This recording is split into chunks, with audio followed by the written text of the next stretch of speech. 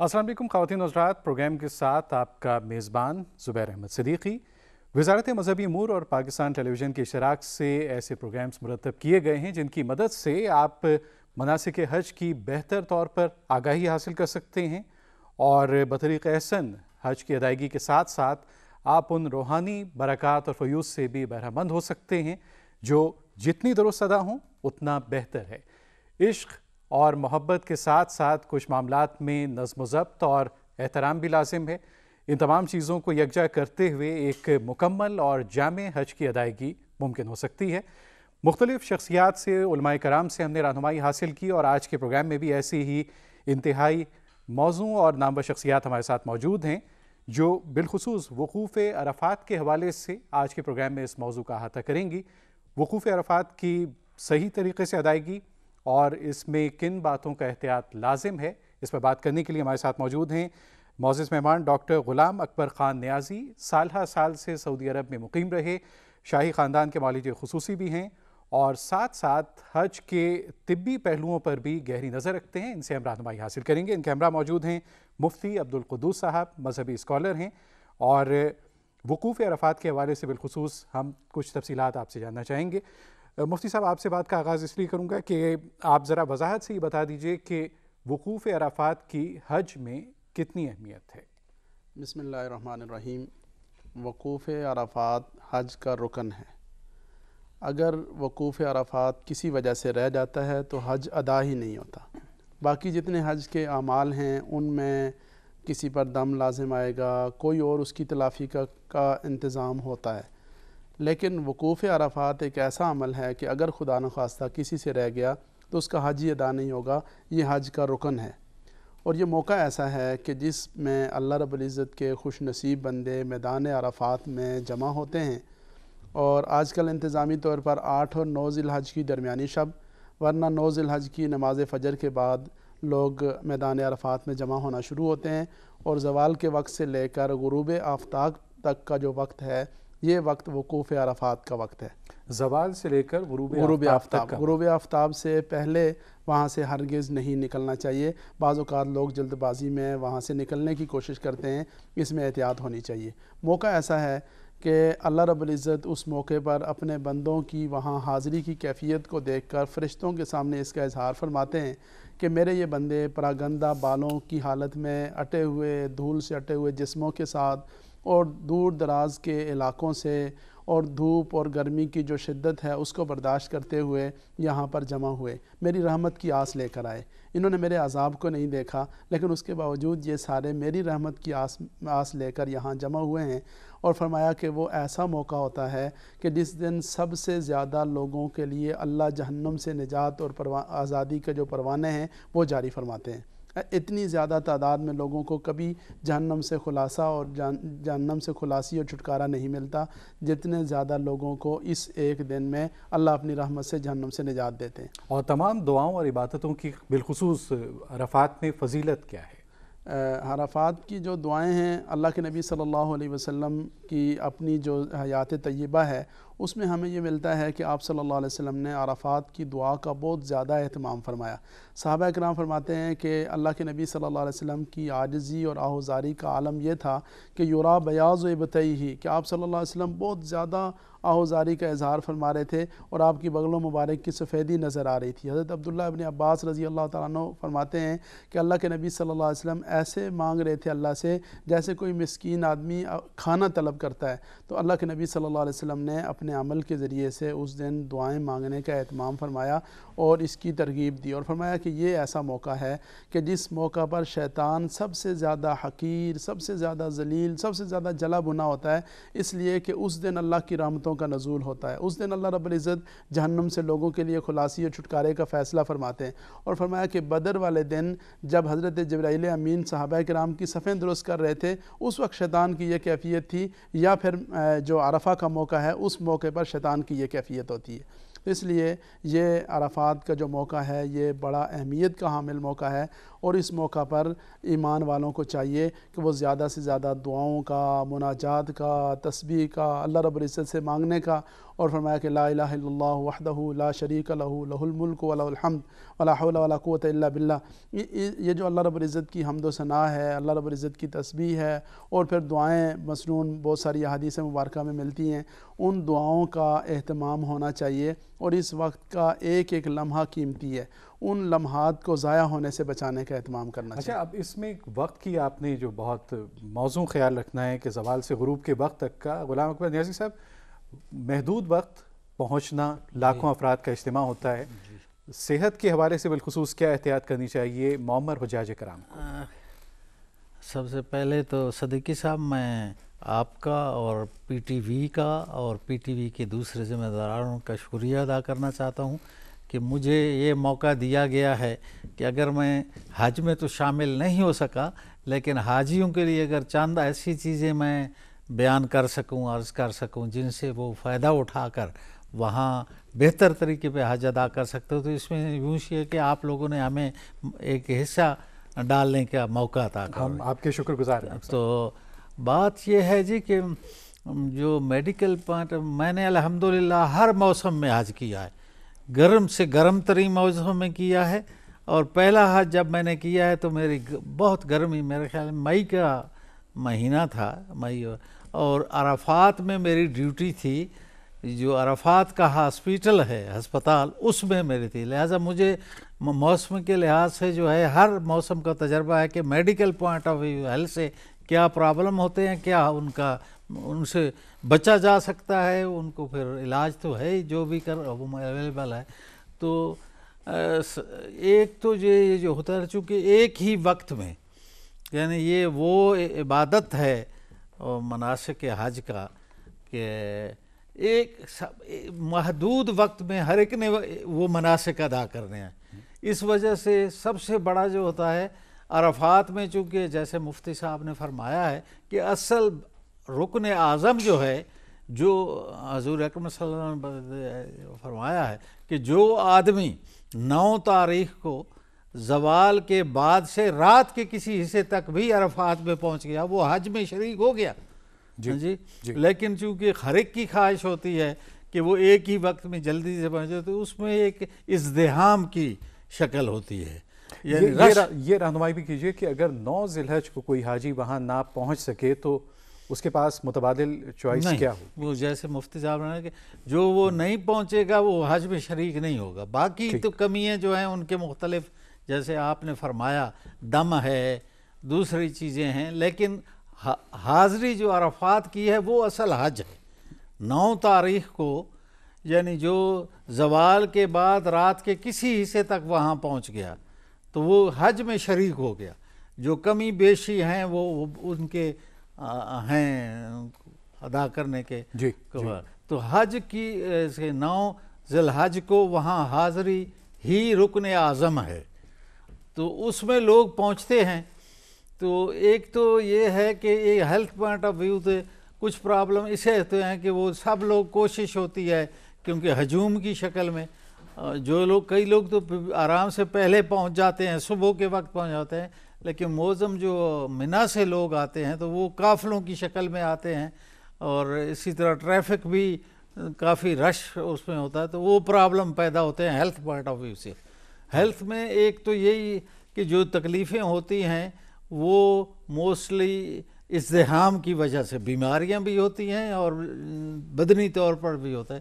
اس لیے کوشش یہ کی جائے کہ کم سے کم رش میں داخل ہو، جس طرح ہیں پیدل والے خاص کر، کہ جہاں ہجوم ہوتا ہے یا جہاں کوئی رکاوٹ آ جاتی ہے تو ان کو اس سے بچ کے ادھر ادھر سے کہ وہاں پہنچنا چاہیے. اس کے لیے آپ موزوں وقت کا تعین کیا کریں گے کہ سب سے بہتر وقت کیا ہے، خاص طور پہ بزرگ حجاج کرام کے لیے؟ بزرگ کا بہتر یہ ہے کہ وہ صبح سویرے پہنچا جی، کیونکہ زیادہ تر لوگ جو ہے وہ 9-10 بجے کے بعد اور ظہر کے بعد بھی یہاں پہنچ رہے ہیں. میدان عرفات میں گنجائش کتنی ہے، وسعت ہے؟ جی وہ تو اللہ کا ایسا نظام ہے جی کہ محسوس یہ ہوتا ہے. اب وہاں بھی کافی گورنمنٹ نے اپنی خدمات کے لیے بنانی شروع کر دی ہیں. کسی وقت وہ بالکل ہی چٹیل میدان تھا نا، حضور کے وقت خیمے تھے اور کچھ نہیں تھا، لیکن اب انہوں نے سائے کے لیے موسم کی اس کے لیے درخت بھی لگا دیے ہیں اور کچھ شیڈ اور کچھ ہسپتالوں کے لیے اس کا، لیکن پھر بھی اس میں وسعت اللہ نے بہت رکھی ہے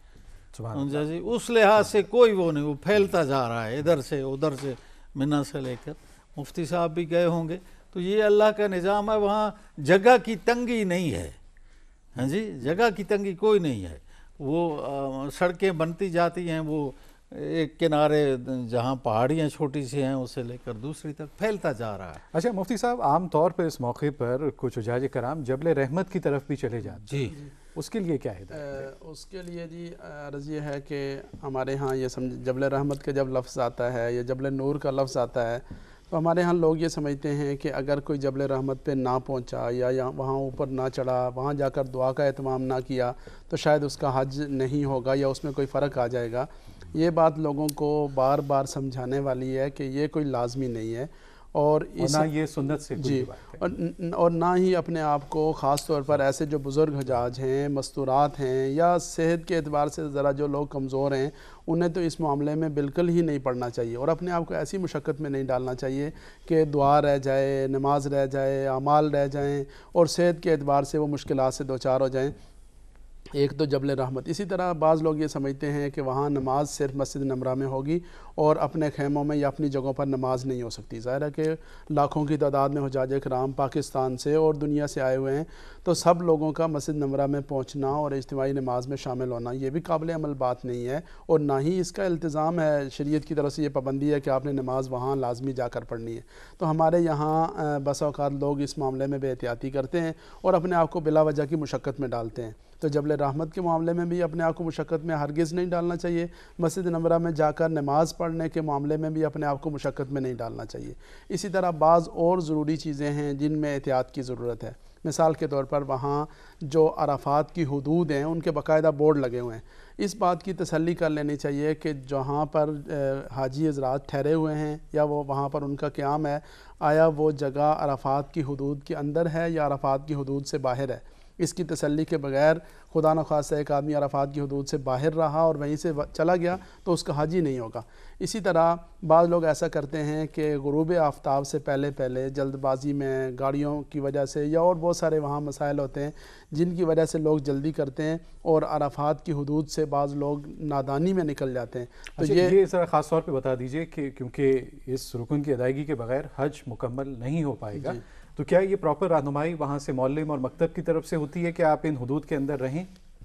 کسی درجے میں ہوتی ہے، لیکن ظاہر ہے کہ وہاں مجمع ہے، لوگ زیادہ ہیں، معلم اور مکتب کے لیے بھی یہ انتظامی طور پر یہ ممکن نہیں ہوتا کہ وہ ہر بندے کو سمجھائیں۔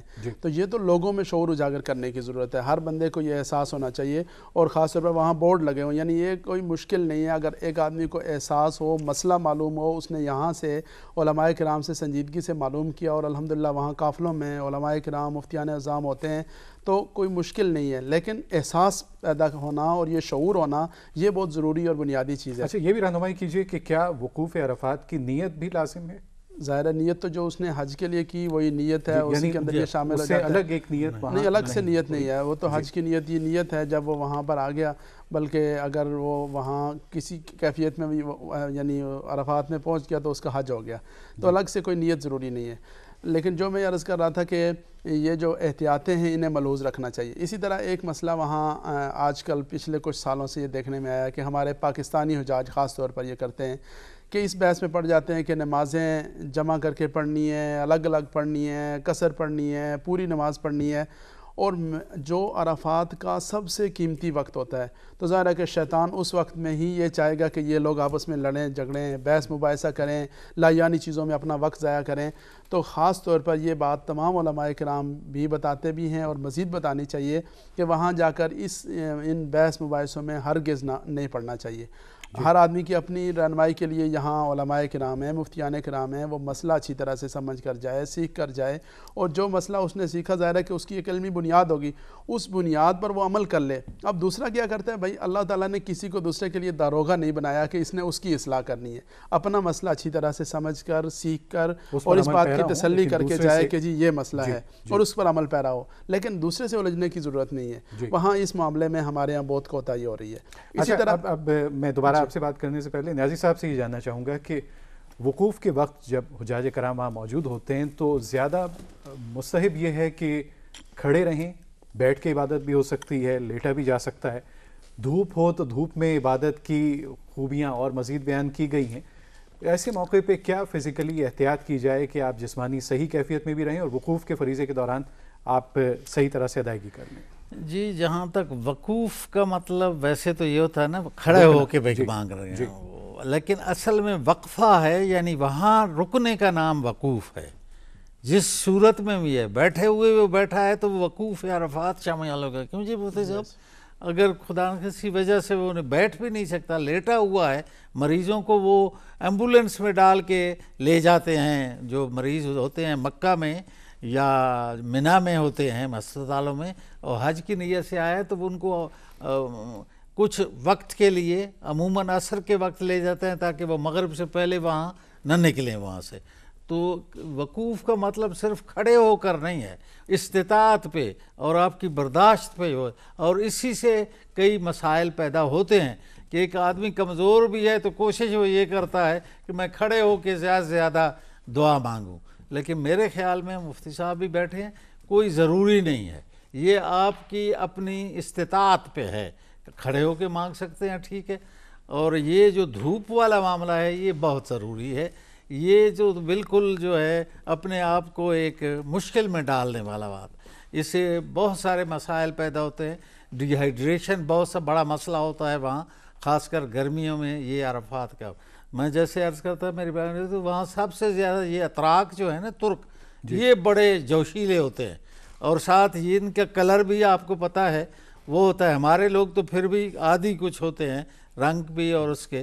یہ پھر خاص کر جبر میری ڈیوٹی جو تھی وہ جبل الرحمہ کے ساتھ جو ہسپتال تھی وہاں سے جیسے مفتی فرمایا سب لوگ کوشش کرتے ہیں کہ پہنچے، حالانکہ کسی یعنی حضور اکرم صلی اللہ علیہ وسلم نے نہیں فرمایا کہ آپ سب لوگ عرفات اس پہ جبل الرحمہ. جہاں بھی جگہ ملتی ہے تو جبل الرحمہ تو ایک تو چڑھنے کی وہ ہے، پھر لوگ ہوتے ہیں ایک دوسرے سے بڑی ٹکراتے ہیں، اور ساتھ سورج ہو تو سب سے مشکل وہاں جو ہے ہمیں پیش آئی تھی وہ یہی تھی کہ سورج میں ان کو ہیٹ سٹروک ہو جاتا تھا.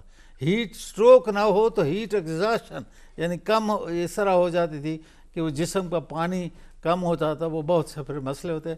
تو اس کا کیا فائدہ کہ آپ دھوپ میں جائیں اور پھر اٹھ نہ سکیں، بجائے اس کے سارا دن بیٹھ کے یا سائے میں بیٹھ کے آپ اللہ تعالیٰ کو پکارتے رہے.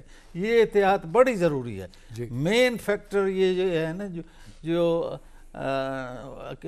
اس کی موسم کی جو ویریفیکیشنز ہوتی ہیں جو بدلتا ہے، کبھی آج کل پھر بھی گرمی اور اتنی نہیں ہے تو گرمی میں کبھی سخت گرمی کبھی سخت سردی ہوتی ہے، تو یہ مسائل اس لیے پیدا ہوتے ہیں. اور ڈاکٹر صاحب وہاں موجودگی کے دوران آپ کی پسندیدہ و مسنون دعائیں عبادات کیا تھیں جو آپ سمجھتے ہیں کہ موزوں ترین طریقہ وہ؟ بات تو یہ ہے جی، میں یہ بھی اپنے بھائیوں کو خاص کر پاکستانی بھائیوں کو عرض کروں گا کہ ضروری نہیں کہ آپ عربی میں ہی دعائیں پڑھیں اور عربی ہی مانگیں. اللہ تعالیٰ ہر زبان سمجھتا ہے، زبانہ کیا دلوں کے راز سمجھتا ہے، کہ خود اللہ تعالیٰ نے فرمایا ہوا ہے. تو بیسٹ دعائیں تو وہی ہیں جو حضور اکرم صلی اللہ علیہ وسلم نے مانگی ہے اور دین و دنیا کی بہتری کے لیے مانگی ہے. میرے خیال میں مسنون جو دعائیں جو بھی جب آدمی پڑھ سکے وہ ہر جگہ کے زبانیں بھی یاد ہوتی ہیں. اور جیسے وہ حضور اکرم صلی اللہ علیہ وسلم پوچھا گیا کہ شب قدر اگر آپ کو پتہ ہو کہ ہے تو کون سی دعا مانگی ہے، تو بڑی مختصر دعا آپ نے فرمائی ہے، انکا عفو تحب العفو فاعف عنا، معاف کر دے ہمیں. یہ دعا وہاں عرفات میں آپ مانگیں، جو دل میں آپ کیا ہے جس زبان میں آپ سمجھ سکتے ہیں اس میں اللہ کے سامنے جھک جائیں اور عاجزی سے اور اس سے آپ دعا مانگیں. آپ کے دلوں کے راز بھی وہ جانتا ہے. تو اس لیے بہت زیادہ جو ہے کئی جگہ پہ لوگ طواف میں بھی خود چل نہیں سکتے، کتاب کھول کے پڑھ رہے ہیں، تو یہ ضروری نہیں ہے. ہاں جس کو اللہ تعالیٰ نے نعمت دی ہے کہ حضور اکرم کی جو مسنون دعائیں ہر ایک کو پتہ ہے، عرفات کی دعا لکھی ہوئی ہوتی ہے کتابوں میں، وہ پڑھ سکتے ہیں نا، اپنے خیموں میں پڑھے رہے.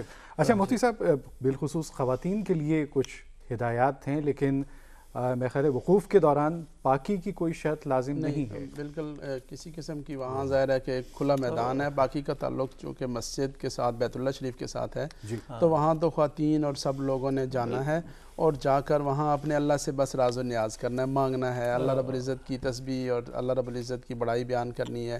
اور جیسے ڈاکٹر صاحب فرما رہے ہیں کہ یہ اللہ اور بندے کا معاملہ ہے, وہ عربی میں کرنا چاہے, وہ اپنی زبان میں کرنا چاہے, یہ اللہ اور بندے کے راز و نیاز کا مرحلہ ہے. لیکن گفتگو کے آغاز میں آپ نے جو طریقہ بتایا کہ دونوں ہاتھ آسمان کی طرف اٹھا کر وارفتگی سے پورے جذب کی کیفیت میں جو دعا مانگی جاتی ہے اس کی کیفیت کچھ اور ظاہر ہے جب وہ دن ایسا ہے, موقع ایسا ہے, قدرتی طور پر آدمی کے اوپر ایک کیفیات اور وہ سب چیزیں الحمدللہ ہوتی ہی ہیں.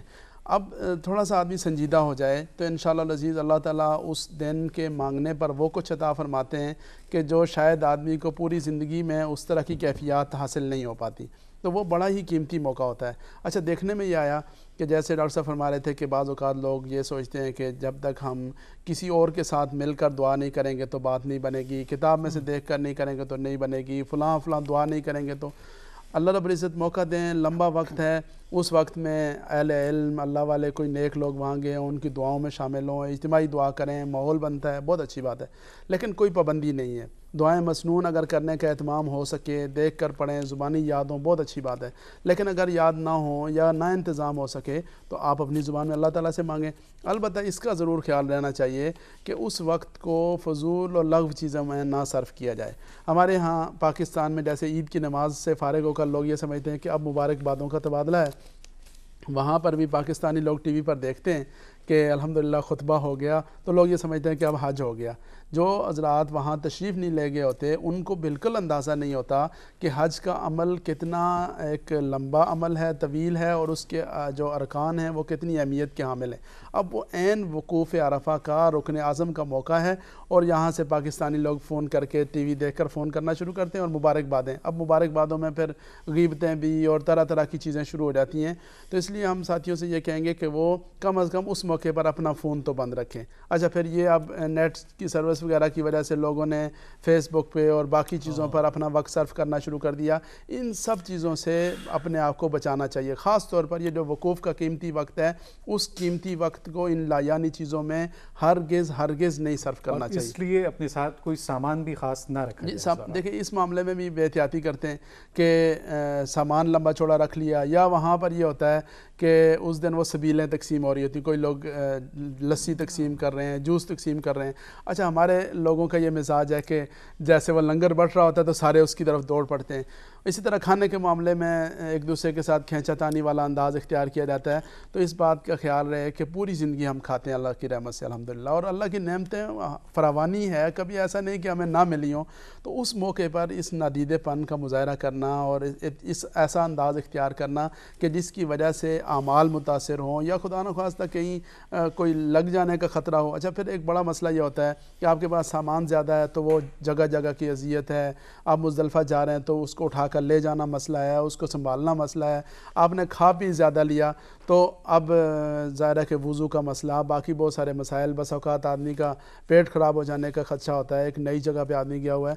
تو اس لیے سامان بھی بہت زیادہ ہرگز نہیں لے جانا چاہیے, جتنا ضرورت ہے بس اتنا ساتھ رکھ لیا جائے. اور کھانے پینے کے معاملات میں محتاط. جی کھانے پینے کے معاملات میں بہت محتاط. اور جو آدمی تجربے سے یہ بات معلوم ہوئی ہے کہ جو آدمی عرفات والے دن کھانے پینے کے معاملے میں توازن اور اعتدال کو برقرار رکھتا ہے الحمدللہ اس کے لیے سارے معاملات بہت آسان ہوتے ہیں. اور جو اس میں بے احتیاطی کرتا ہے اس کے لیے وضو کا مسئلہ, صحت کا مسئلہ, باقی بے شمار چیزیں, اور پھر خاص طور پر یہ جو سبیل کا معاملہ ہے اس میں تو بالکل ہی یعنی اس ندیدے پن کا مظاہرہ, بھائی وہ اس دن اللہ کی رحمت سے آپ نے پوری زندگی کا رزق اپنے لیے منظور کروانا ہے. تو اگر آپ ایک بوتل لینے کے لیے دوڑ پڑیں تو آپ نے میرا خیال ہے کہ یہ گھاٹے والا سودا کیا. تو یہ والی باتوں کا لوگوں میں شعور اجاگر کرنے کی ضرورت ہے اور بار بار یہ بتانا سمجھانے. 25 منٹ کی گفتگو میں آپ نے حجاج کرام کے لیے بہت خوبی سے, ڈاکٹر صاحب آپ کی گفتگو سے بھی اور مفتی عبدالقدوس صاحب آپ کی گفتگو سے وقوف عرفات کی بہتر طریقے سے ادائیگی میں بہت رہنمائی حجاج کرام کو حاصل ہوگی. مفتی قدوس صاحب اور ڈاکٹر غلام اکبر خان نیازی صاحب